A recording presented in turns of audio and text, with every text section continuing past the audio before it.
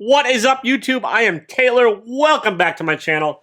And I went to a local comic show today. I behaved. I was like, I was on my way out the door after it. I went just to look. I met some people and saw some friends of mine and saw a couple other comic shop owners and blah-de-blah-de-blah. And I'm like, I'm just going to leave and not spend anything. I paid $3 to get in. You know, there was the one, and you know, it was a small show, lots of little vendors, but it was good to see people. It was people were standing real close to each other, which makes me wish for 6 foot distancing again, to be honest, because I get all freaked out when I'm like poking through the bins, and then there's guys like poking through the bins and elbowing me. I'm like, dude, this isn't a goddamn airplane. Back up or I'll stab you. Kidding. I didn't have a knife. Well, you don't bring a knife to a Comic Con, but I would have stabbed him with my eyes. Anyways, it was a fun thing, and I almost made it. The last booth outside the door had $5 books, or 5 for 20, or 20 for 70.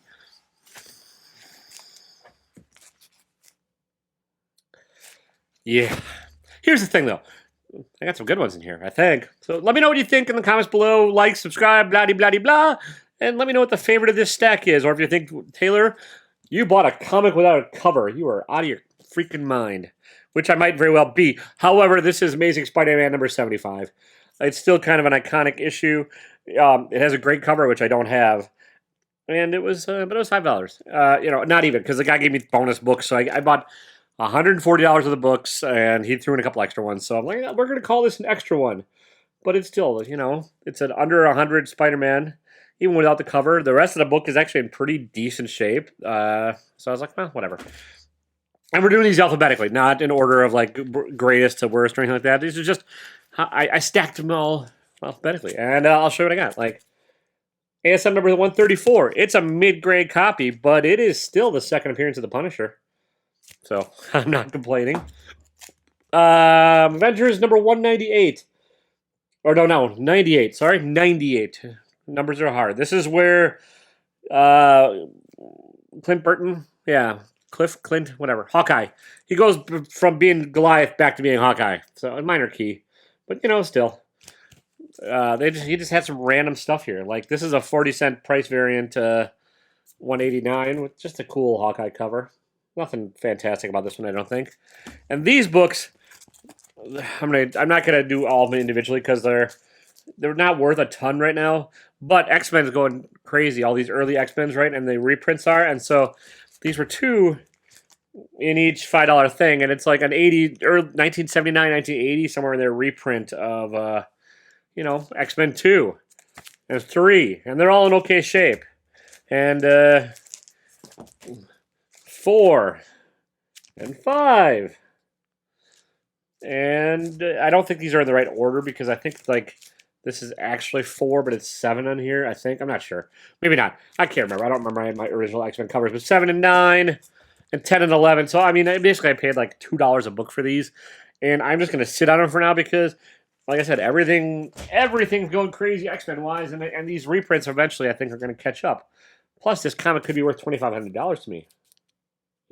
It's not going to be. Anyways, and when I said alphabetically, the alphabet's hard, folks. And anyways, back to an Avengers book. I know Avengers come before Amazing Adventures.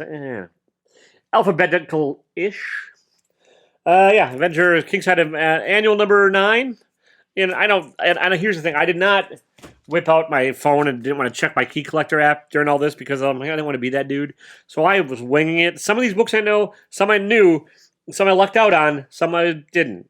So we'll see. Like this book is not worth a whole lot, but it was it's a 12-cent book. It's a Captain Savage and his Leatherneck Raiders with the return of Baron Strucker and the Samurai Squad. So it's probably a pretty racist book. Probably not that great, but it was a 12-center.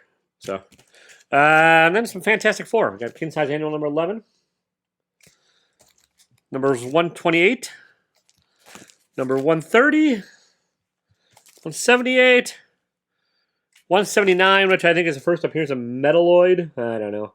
Whatever. Minor key, I guess. But yeah, I didn't know that at the time. Again, I saw them. They looked interesting. I grabbed. I've kind of like, some of these things are just learning what I pick up when I see them. And that's like in the wild, if I had my druthers, I probably would have spent thousands of dollars, obviously. But like, I'm on a budget, and I'm trying to get the most bang for my dollar. And so these like basically pull boxes, except for you know what you're grabbing, are sometimes a good way to do it. Like these are all GI Joe books, like GI Joe number 3 newsstand. Newsstand at this time doesn't mean a whole lot, but if I put it on eBay and put a newsstand, people will be like, "Oh my god, newsstand!" But it's still number 3. Number 6, second print. At least second, maybe third. I haven't opened it up to see, but it's a 75-cent price. That's how you can sort of tell with some of the earlier GI Joes. Like number 8, second print, and I know second prints are not loved, but again, if for flipping purposes or for something like that, you just put it up on second turn and say it's more rare, and it'll sometimes bite. So these are all, you know, number 16. There's a couple minor keys in here. I can't remember what's what. There's so many first appearances in GI Joe. Number 19, number 23, which is just a cool cover, and number 27, which I think is first appearance of somebody. I don't know. And number 52. The G.I. Joes, like, they're pretty popular right now because, you know, everyone's, like, wanting to relive their 80s and nostalgia stuff. So, if I see a G.I. Joe, I tend to grab it. This one, again, not worth a whole lot, but Invincible Iron Man number 63 with Dr. Spectrum. You know, it's fairly early Dr. Iron Man for under $5. Like, these all end up being like $3 to $4 a book. Kiss Nation, Kiss Meets the X-Men. This is a weirdly collectible book. There's not a lot of them out there on eBay that I can tell, and so, yeah, and it's got a fold-around cover. This is in pretty good shape. It's got a soft corner down here, but it's still, I think, a $20 book right there. Okay, Marvel Team Up Annual number 4, Spider-Man and Moon Knight, and a couple other folks. You throw a team up on there with Moon Knight, and I'm grabbing it because Moon Knight's hot. Marvel Team Up number 118, the Diamond Price variant with Spider-Man and Professor X. The, you know, match made in heaven. Speaking of Moon Knight, special edition number 1, and issue number 200. And then, yeah, we're getting halfway through. I'm not trying to make this a crazy long video, but I'm just gonna go over the mindset of why I grab these things. Like, this book's not much. It's a Eric Larson cover. There's no key about it. It's a, you know, but it's in pretty good shape, and it's a newsstand. It's Spider-Man number 15. So if I see a newsstand in the 90s and stuff, I'm gonna grab it because I can turn around, I can throw it up on the Feebay, and you know, make some bucks. This one is not. There's a lot of weird little first appearances that are not much. It's the last issue of Spider-Verse.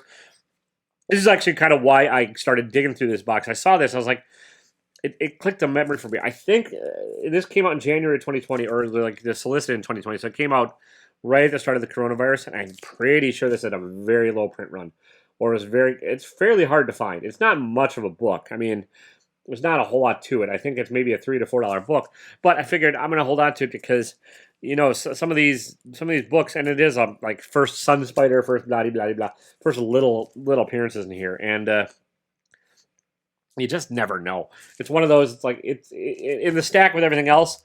I figured it's worth grabbing. And this one, it's a reprint.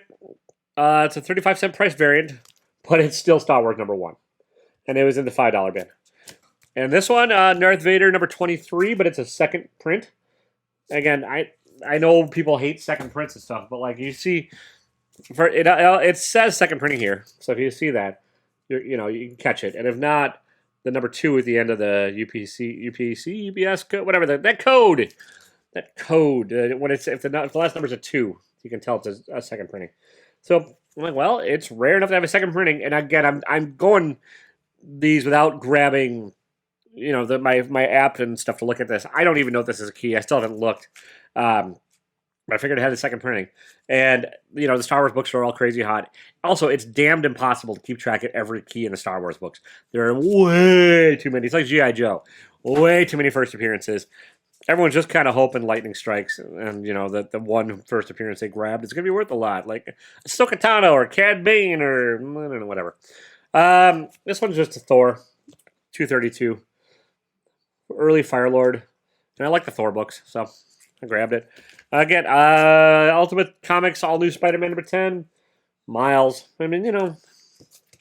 Ultimate Death of Spider-Man Prelude. This is not a whole. These 2 books are not worth a ton. But then you get. We're up on at 39 with Brother Voodoo. Brother Voodoo, you know, is going to be coming. And What If by Night, probably also coming, and it's to 30s. These are all like in my budget as far as what I can maybe afford. Like What If #2. What If is coming to the MCU. This storyline probably is not, but it's What If the Hulk had the brain of Bruce Banner. It's a minor key, and it has happened about 8,000 times since his What If came out, as far as like Smart Hulk and all that stuff. So I was like, all right, I'll grab it. And then you get What If #24. What if the last Spider-Man had rescued Gwen Stacy? The Gwen clones and Gwenum and Gwen-tastic 4 and I don't know, whatever. There's so many Gwens out there now. But it's still about a $20, $25 book. And then, here we go. This is the hit of the bunch. And it was kind of a guess. Again, I don't know a ton about these, but I do know this character on the cover is picking up steam. Nubia. And I'm like, well, I'll grab it because it's a 20-cent Wonder Woman regardless. It's got a little bit of water damage up here. I've not pulled it out to see. And I'm not going to because last time I tried this on camera, I got tape stuck to the book. So I'll do it later. But in good shape, this is about a $120 book. In the shape this is in, it's probably still a $50 to $60 book. It's the third appearance of Nubia. I believe it's her first actual cover appearance. And yeah, I lucked out in this one. This is probably the hit of the bunch. So, $5 bin diving. Not quite dollar bin diving. Not as skilled as some of y'all, but not too shabby. And then this is Wonder Woman 207. Nothing really special about this, but it is a birthday book for me, which means it just came out in September of 1973, because I'm old as shit. And, yeah. Everyone puts on eBay with a bondage cover. I don't know. Apparently Wonder Woman bondage covers sell, which also is a little creepy to find out. Whatever. So, yeah, not bad. Still, again, this is probably, again, a $30 to $40 book, really. And this is actually in pretty nice shape. It's got a little bit of color break here and stuff. And, it's not perfect, but given the age, this is as old as I am, literally. Not bad. And last and maybe least, but it was a weirdo thing I picked up in the same stack. It's two little promo books for Pizza Hut and the X-Men. I think they gave these out if you read your books and you got a personal pan pizza. I don't even know. A little past my era, but anything weirdo like this, I'm like, I'll grab because you never know. And so yeah, there we go. That's my stack of books. $140 for all this mess. Not all of them are perfect and stuff. Not all of them are probably going to make some money. I'm going to hold on to some of them. But, I think I did okay. What do you think? Let me know in the comments down below, people. Could I have done better? Did I waste my money? Should I have grabbed 8,000 copies of that Moon Knight 200? Because they had a bunch there. I just grabbed the one. I don't know. Whatever. It's cool. It was just fun to be out and, see people. And again, you get the good and the bad. Like I said, the close picking of the books, not my thing. But it was fun to run into folks and, say hi and feel like the start of con season or something. Feel like the start of humanity is coming back, maybe. I don't know. Anyways, that's what I've got. Thank you so much for watching. And, as always, don't be a dick while you're picking through the dollar bin. So, see ya.